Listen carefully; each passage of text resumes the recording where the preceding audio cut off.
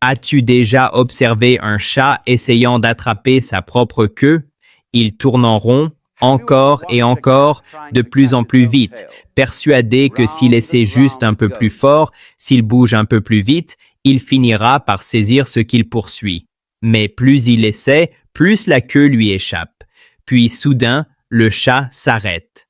Il s'assoit, bâille et commence à se lécher la patte. Et là, paisiblement enroulée à côté de lui, se trouve la queue qu'il poursuivait depuis le début. Voilà, mes amis, une image parfaite de la condition humaine. Nous passons notre vie à courir après le bonheur, le succès, la paix, l'amour, tournant en rond jusqu'à en perdre la tête dans cette course effrénée. Nous forçons, nous poussons, nous résistons au flux naturel des choses, convaincus que la vie est un problème à résoudre plutôt qu'une réalité à vivre. Mais que se passerait-il si je te disais que l'acte même de forcer t'éloigne de ce que tu cherches? Et si le secret pour tout avoir était de ne rien vouloir? Depuis l'enfance, on nous enseigne que la vie est une bataille à remporter, qu'il faut se battre pour trouver sa place, lutter contre les circonstances, surmonter les obstacles à la seule force de notre volonté. Mais cette idée est une illusion moderne. Nous croyons que si nous planifions avec assez de soin, si nous contrôlons suffisamment les choses, nous pourrons plier la réalité à nos désirs. Mais la vie, la vraie, ne fonctionne pas ainsi. La vie ressemble plus à l'eau qu'à la pierre. Elle est plus proche de la musique que de la mécanique. Pense un instant à ta respiration. En ce moment même, alors que tu lis ces mots, tes poumons se remplissent et se vident sans le moindre effort de ta part.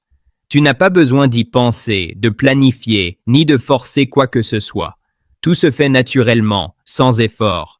Mais imagine que tu décides soudainement de contrôler totalement ta respiration.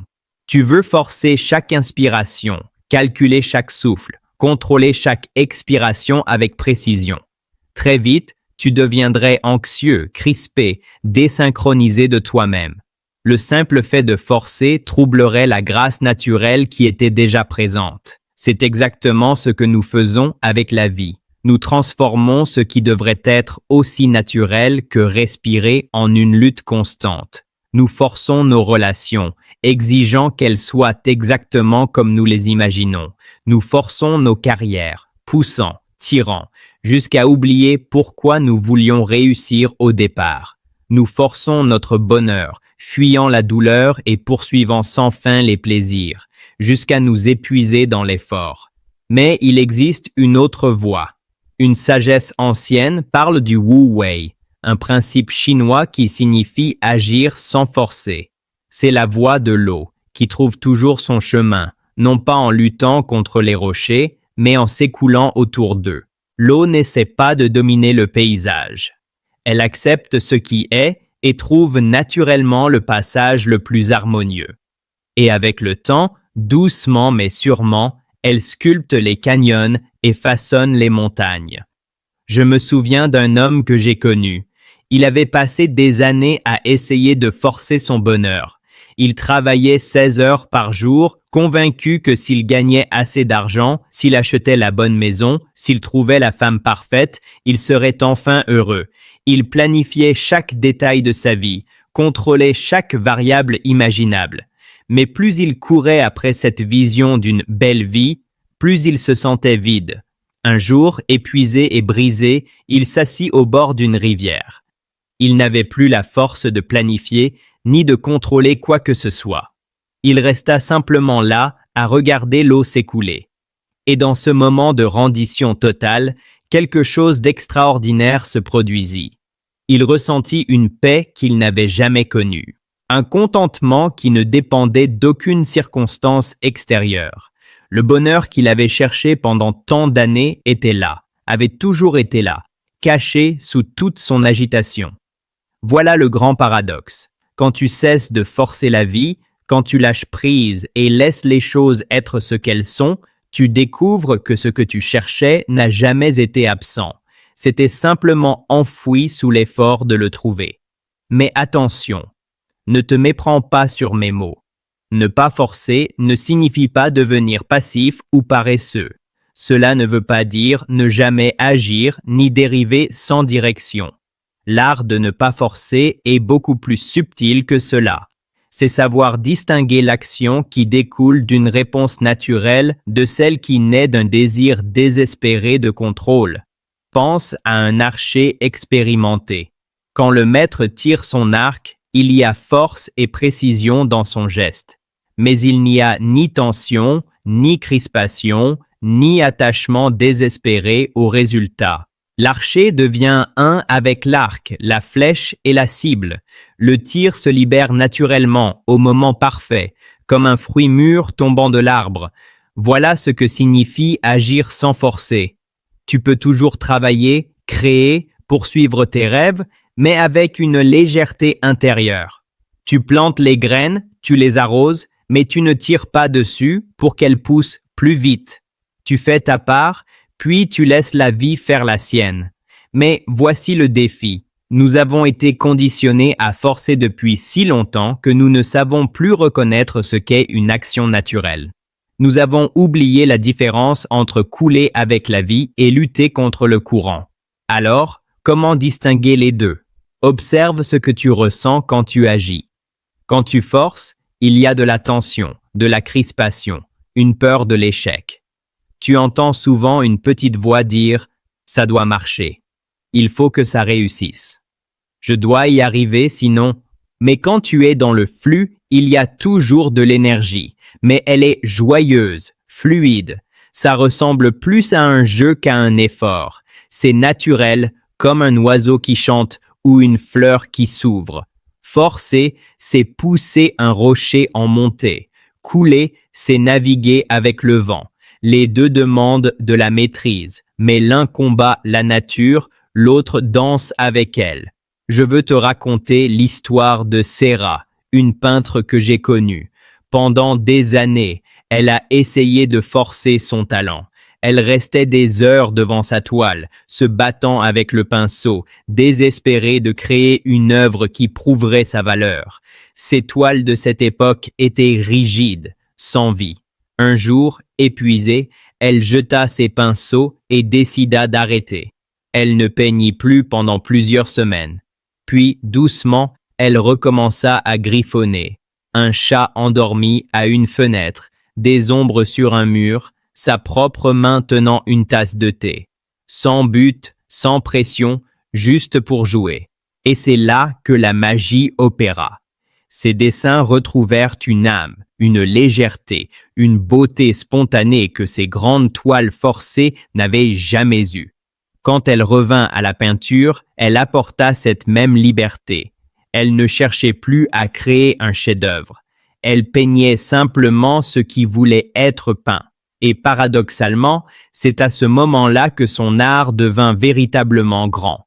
Voilà le mystère du non-forçage. Quand tu cesses d'essayer d'être quelqu'un, tu deviens toi-même. Quand tu arrêtes de chercher désespérément le bonheur, tu découvres que tu es déjà complet. Quand tu cesses de vouloir changer la vie, elle devient miraculeuse telle qu'elle est. Soyons pratiques maintenant. Comment vivre ainsi, sans forcer, dans un monde qui, à chaque instant, nous pousse à pousser? Comment arrêter de presser, de tirer, de s'agiter, alors que tout autour de nous semble dire « tu dois faire plus, tu dois aller plus vite, tu dois te battre ». La première étape, c'est de reconnaître que la plupart de ce que tu crois devoir forcer n'est pas vraiment nécessaire. On nous a convaincus que le succès exige l'effort acharné, la lutte constante, le contrôle absolu. Mais le succès qui vient du forçage est rarement satisfaisant. Il laisse un goût amer, un vide, comme si tu avais grimpé la mauvaise montagne. Nous nous forçons à être heureux, et ce bonheur forcé n'est qu'un masque. Nous forçons nos relations, mais une relation qui doit être maintenue par la contrainte nous dit souvent qu'elle ne respire plus naturellement. Commence simplement par observer. Où suis-je en train de forcer dans ma vie en ce moment? Est-ce que tu te forces à rester dans une situation qui te vide? Est-ce que tu te forces à être quelqu'un que tu n'es pas? Est-ce que tu forces les autres à se comporter selon ton idée du bien, Ou cherches-tu à imposer une solution à un problème qui peut-être se résoudrait de lui-même si tu le laissais un peu respirer? Je me souviens d'un père venu me voir, désespéré à propos de son fils adolescent. Le garçon accumulait les mauvaises notes, sortait tard le soir, paraissait rebelle, perdu. Le père avait tout essayé. Règles strictes, tuteur, punition, sermon. Mais plus il forçait, plus le fils se refermait. Épuisé, le père décida un jour d'essayer autre chose. Il cessa de forcer. Il arrêta de sermonner. Il se contenta d'être là, disponible. Il remplaça la punition par l'écoute, le contrôle par la confiance. Et quelque chose de magnifique se produisit. Privé de la pression constante, le garçon commença peu à peu à se retrouver lui-même. La rébellion, qui paraissait destructrice, était en réalité son besoin de se construire, de se différencier. Quand le forçage cessa, la communication renaquit. Ce lien, brisé par le contrôle, se répara dans l'espace créé par l'acceptation. Voilà ce que j'entends par « quand tu arrêtes de forcer la vie, tout change ». Pas forcément de la manière que tu voulais, mais de la manière dont la vie avait besoin de changer, de la façon dont elle essayait déjà de le faire avant que ton contrôle ne bloque le passage. Et voici une idée qui pourrait te surprendre. Ne pas forcer ne veut pas dire ne pas se soucier. Au contraire, cela signifie souvent se soucier plus profondément, mais autrement. Quand tu cesses d'imposer des résultats, tu es libre de te concentrer entièrement sur le processus.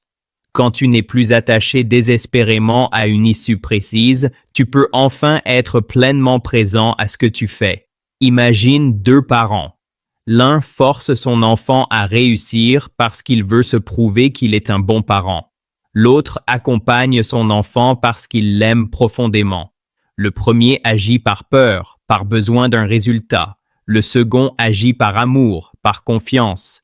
Le premier crée pression et distance. Le second crée sécurité et épanouissement. C'est pareil dans la vie. Quand tu arrêtes de forcer, tu peux aimer plus librement, parce que ton amour n'est plus conditionné. Tu peux travailler plus efficacement, parce que ton travail n'est plus étouffé par la peur du résultat. Tu peux jouer plus joyeusement, parce que ton jeu n'est plus un effort déguisé. Il y a une vieille histoire taoïste que j'aime beaucoup. Un homme perdit un jour son cheval. Ses voisins vinrent le plaindre. Quelle malchance! Mais il répondit simplement, « Peut-être ». Le lendemain, le cheval revint, accompagné de plusieurs chevaux sauvages. Les voisins s'exclamèrent, « Quelle chance !» Et encore une fois, l'homme dit, « Peut-être ». Peu après, son fils tenta de dompter un des chevaux et se cassa la jambe. Les voisins s'écrièrent, « Quelle tragédie !» Et l'homme répondit encore, « Peut-être ». Quelques semaines plus tard, la guerre éclata et tous les jeunes hommes furent appelés au combat, sauf son fils, blessé. Le message n'est pas qu'il faut être indifférent à la vie, mais qu'on ne sait jamais vraiment ce qu'un événement signifie dans le grand tissu de notre existence. Quand nous forçons nos interprétations, quand nous exigeons que quelque chose soit bon ou mauvais, nous passons à côté de l'intelligence profonde qui œuvre derrière les apparences. La vie a sa propre sagesse, son propre rythme, son propre art de se déployer.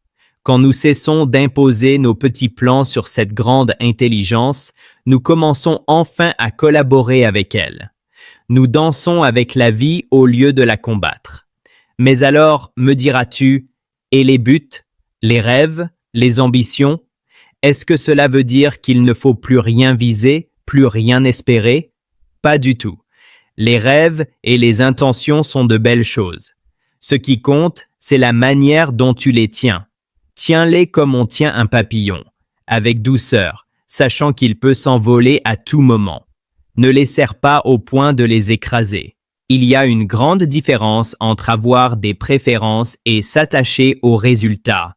Tu peux désirer que les choses se passent d'une certaine manière, tout en restant ouvert à d'autres possibilités. Tu peux travailler pour tes objectifs tout en demeurant curieux de ce que la vie souhaite révéler à travers eux. Tu peux rêver tout en acceptant d'être surpris. Je me souviens d'une femme qui, depuis l'enfance, rêvait de devenir médecin. Elle travailla dur, réussit brillamment à l'école, passa les examens d'entrée à la faculté de médecine. Mais elle ne fut pas acceptée. Elle aurait pu forcer, s'acharner, dépenser des années à tout recommencer, à réessayer, à tout miser sur ce rêve unique. Mais elle choisit autre chose. Elle prit le temps de vivre son chagrin, puis elle demanda simplement « Qu'est-ce qui veut naître maintenant ?»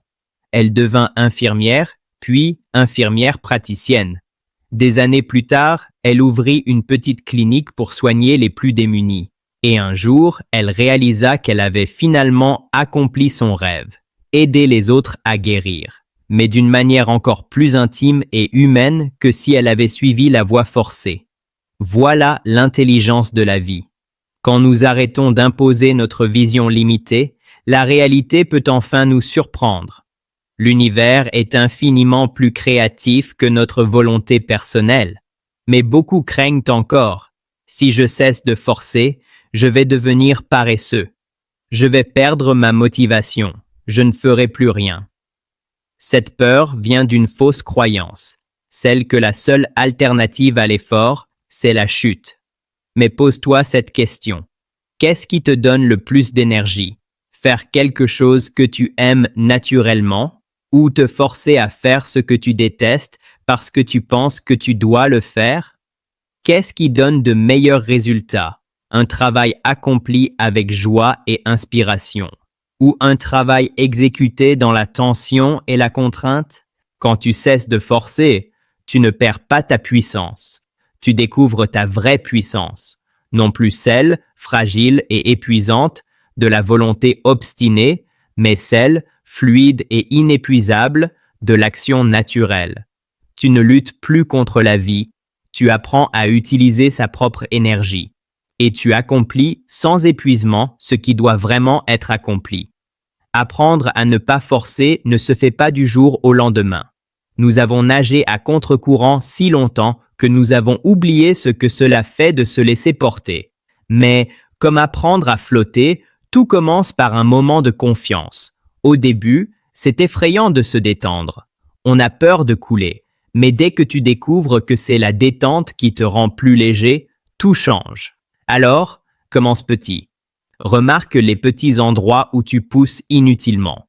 Quand tu veux forcer une conversation, essayer d'être intéressant, arrête, écoute, sois simplement curieux. Quand tu es coincé dans la circulation et que tu luttes contre chaque feu rouge, relâche. Accepte le rythme, respire, observe ce qui t'entoure. Le corps est ton premier guide. Le forçage crée toujours de la tension. Les épaules se lèvent, la mâchoire se serre, la respiration devient courte. Quand tu remarques cela, c'est un signal. Tu es en train de nager à contre-courant. Relâche.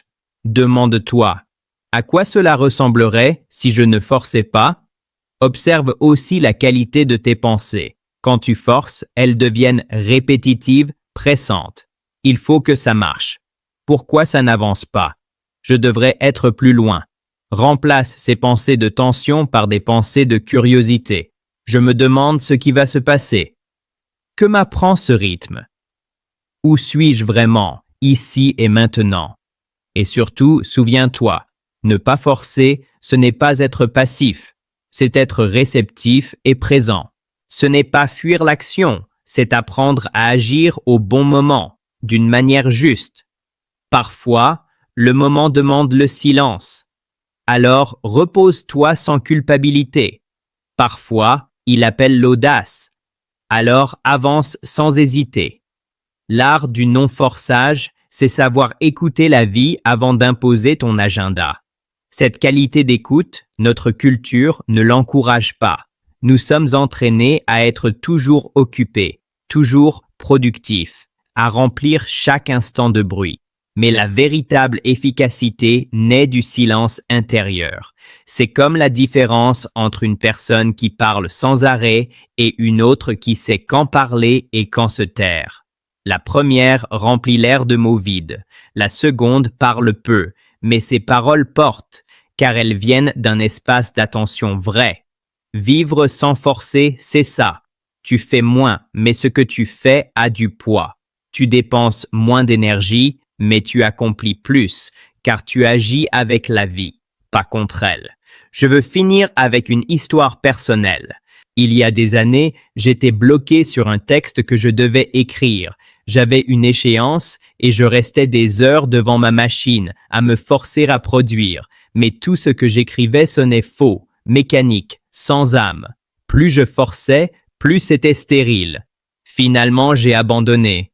Je suis sorti marcher au bord de la mer. Je ne cherchais plus d'idées, je ne voulais plus réussir. Je marchais simplement en respirant le vent, en écoutant les vagues. Et soudain, les mots sont venus. Pas ceux que j'essayais d'arracher par la volonté, mais ceux qui voulaient naître. Je ne me suis pas précipité pour écrire. Je les ai laissés vivre dans mon esprit, tranquillement. Quand je suis rentré, tout a coulé naturellement. Le texte s'est écrit presque tout seul, et c'était le meilleur que j'ai jamais produit. Ce jour-là, j'ai compris. Les plus belles choses ne viennent pas du forçage, mais de la confiance dans le processus. Un jardinier ne force pas les fleurs à éclore. Il prépare la terre, il arrose, il patiente, et la floraison se fait d'elle-même. C'est ainsi que la vie fonctionne. Nous ne sommes pas ici pour tout contrôler, mais pour coopérer avec la nature de ce qui est. Et si je devais te laisser avec une seule phrase, ce serait celle-ci. Tu n'as pas besoin d'être réparé. Tu n'as jamais été brisé. Tu as seulement besoin d'apprendre à ne plus forcer. Quand tu cesses de te battre contre la vie, tu découvres qu'elle a toujours été ton allié. Et c'est à ce moment-là, dans le calme de ton cœur, que tu comprends enfin. Le bonheur que tu cherchais te cherchait aussi.